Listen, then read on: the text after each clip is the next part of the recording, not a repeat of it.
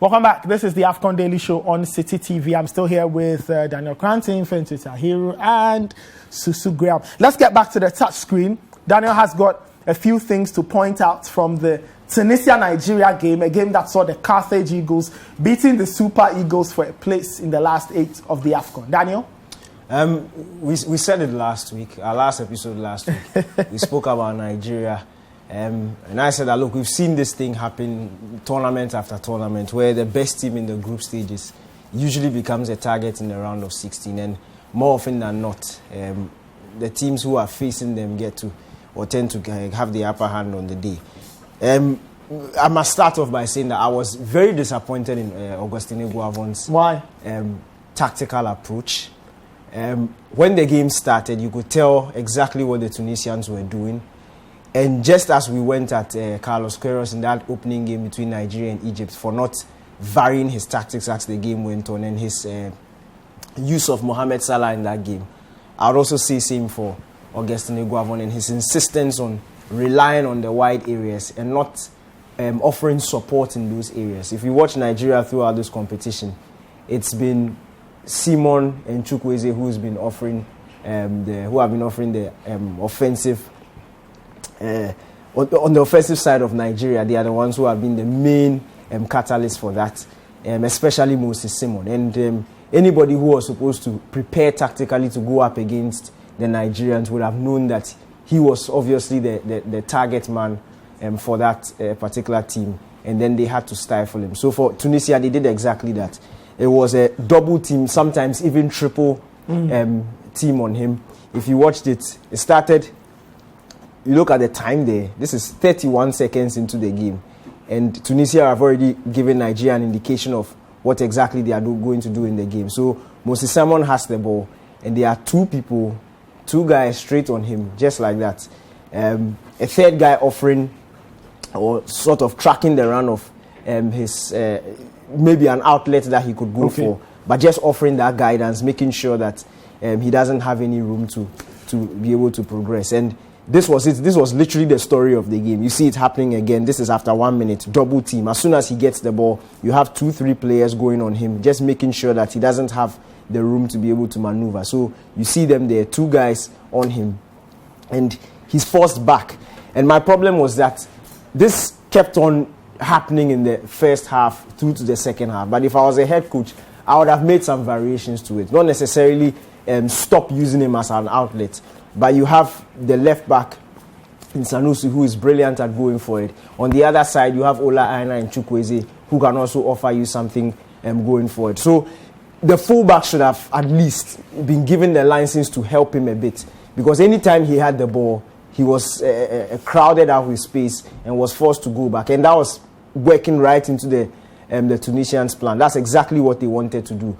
And of course, they also, as Coach Nimli will say, let him feel the sensation in his legs, just to let him be aware that they were around. He forced and tried to force the issue over and over and over and over again, and it just wasn't working for him. As soon as he picks up the ball, he has men surrounding him, and it was always going to be extremely difficult for him to be able to maneuver his way through. You look at it again, two men, and a third one offering cover, and that was basically the game plan. Now, I looked at it in 2 ways. In as much as, yes, I earlier said that you could have allowed, or Eguavoen could have allowed the fullback to give him some options in terms of overlapping runs. I also felt that any time the game was focused at Moses Simon's side, you had Chukwueze a bit free on the other side. So it could easily have been an overload and then a switch to the other side, free up to Chukwueze, and he could cause some damage. But you could see that Simon was under tactical instructions, trying to force creativity from the left-hand side. And they were not usually going for the switch to the other side. So this was a major problem in the Nigerian game. And you can tell, in as much as they had shots, they didn't have those clear-cut opportunities that they had in the first 3 games. They were not creating with the freedom that they were in the first 3 games. And that was a bit problematic. If you look at what happened in the latter part of the game, after the red card, when Sadiq Umar came, now they started trying to play through the middle. And it caught the Tunisians a bit by surprise because, of course, they had got reduced to a crowded pitch and started forcing the issue from there. And that could easily have given them a go in the latter stages if Sadiq Umar had taken that opportunity. So I felt the tactical switch came a bit too late. They were a bit too predictable. Anybody else on the continent who was facing Nigeria in the knockout round would have known, by evidence of what happened in the first 3 games, that Moses Simon or either Chukwueze will be the main threat in that team. And Eguavoen should have been a bit proactive in his deployment of the player, or in fact his entire offensive tactical approach. Because if you watched it made Kelechi Iheanacho almost useless. He and Awoyini, they were almost useless in the 70-75 minutes that they played together on the pitch. They were lacking supply. They had to drop deep. They were very frustrated in the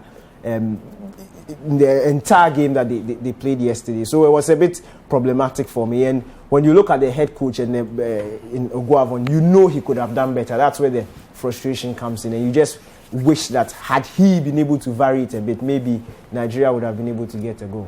All right, the Nigerians, I'm sure, will be on their flight back. I'm sure they've even left, but they will not enjoy that flight back. They would have wanted to stay and play a bit more in the AFCON competition in Cameroon. That Eguavoen has stepped down. Well, he has stepped down from his position As interim head coach. Yeah, but he's still a technical director. Yeah, but the point is that,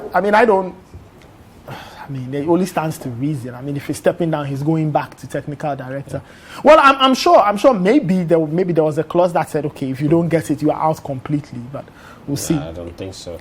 But they have it. So I think the significant thing about that is that, before, when the tournament started, and the way he started the tournament, the way he played the group stages, I was speaking to a couple of Nigerian journalist friends of mine.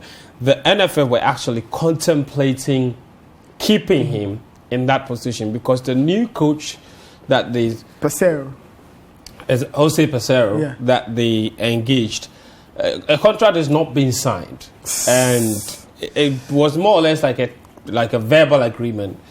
And he wasn't in Cameroon as well. So, the earlier reports that he was in Cameroon were false. So, contract hasn't been signed. He wasn't in Cameroon, so he's not even ever trained with this team. He doesn't even know the players just yet. If he does, he's probably studying them from back home. And no official announcement has been made in terms of when he's supposed to take over.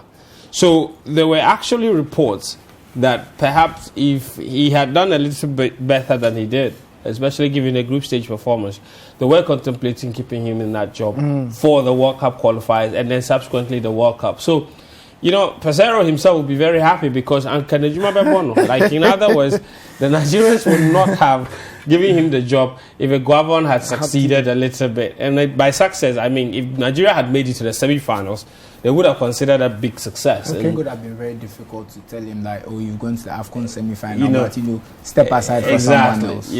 And they would have said for consistency's sake, and they know the players, they know each other. Let's keep him for the Ghana matches. And then if he qualifies, they can't say if he qualified, but step aside. So if he qualifies them, he's taking them to the World Cup. So it's just a long list of events, domino effects from the performance, and him stepping down now paves the way for Pesero to take over. What is for sure is that when Ghana comes up against Nigeria in March, both teams will come with 2 new coaches. 2 new coaches. We'll see who will coach the Black Stars later, but